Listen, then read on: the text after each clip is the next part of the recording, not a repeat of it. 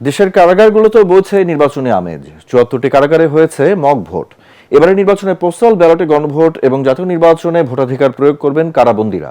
Vote দিতে সাবেক মন্ত্রী, এমপি, সচিব ও সরকারি কর্মকর্তা সহ প্রায় ৪০ জন ভিআইপি বন্দীর পাশাপাশি মোট ৫,৯৬০ জন নিবন্ধন করেছেন। এরই মধ্যে সব ধরনের প্রস্তুতিও চূড়ান্ত করেছে কারা কর্তৃপক্ষ। কারাগারের ভোট উৎসব নিয়ে আরো জানাচ্ছেন ইমদাদুল্লাহ বাবু।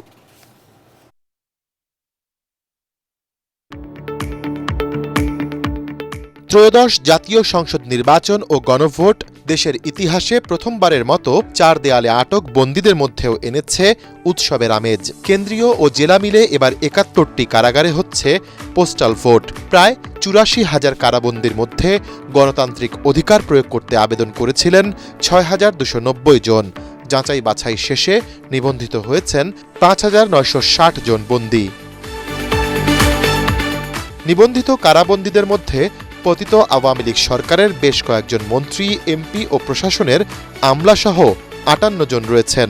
কারা সূত্র মতে ভোট দিতে নিবন্ধন করেছেন সাবেক মন্ত্রী শাহজাহান খান, আনিসুল হক, ডাক্তার এনামুর রহমান, হাসানুল হক ইনু, রাশেদ খান মেনন, সাদেক খান, আব্দুল আজিজ ও পুলিশের সাবেক আইজি চৌধুরী আবদুল্লাহ আল মামুন সহ অনেকেই।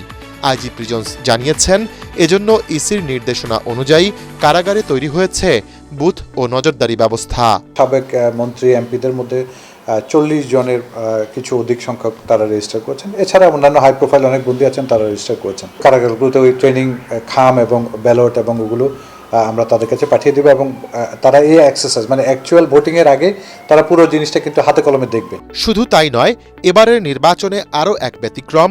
কারাগারে থেকে ভোটের লড়াইয়ে ২ এমপি প্রার্থী।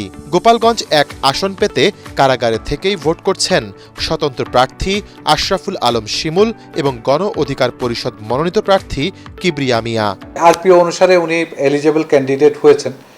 যেহেতু আমরা কারাগার থেকে যারাই আগ্রহ প্রকাশ করেছেন প্রার্থী হওয়ার জন্য তাদেরকে আমরা ফ্যাসিলিটেট করেছি। তারা ডকুমেন্ট সাইন করে গিয়েছেন, ওকালতনামা অন্যান্য বিষয়গুলো সাইন করেছেন। নির্বাচন বিধি অনুসারে এটা বৈধ, যেহেতু তারা কনভিক্টেড না, তো নিয়ম অনুযায়ী করছে। ইচ্ছে থাকা সত্ত্বেও এনআইডি ও মোবাইল ফোন নম্বরজনিত সমস্যার কারণে পোস্টাল ভোটের জন্য অধিকাংশ কয়েদি সফলভাবে নিবন্ধন করতে পারেননি। আগামীতে এই কার্যক্রমে আরও বেশি বন্দীদের যুক্ত করতে উদ্যোগ নেয়ার কথা জানিয়েছে কারা কর্তৃপক্ষ। ইমদাদুল্লাহ বাবু, ATN বাংলা, ঢাকা।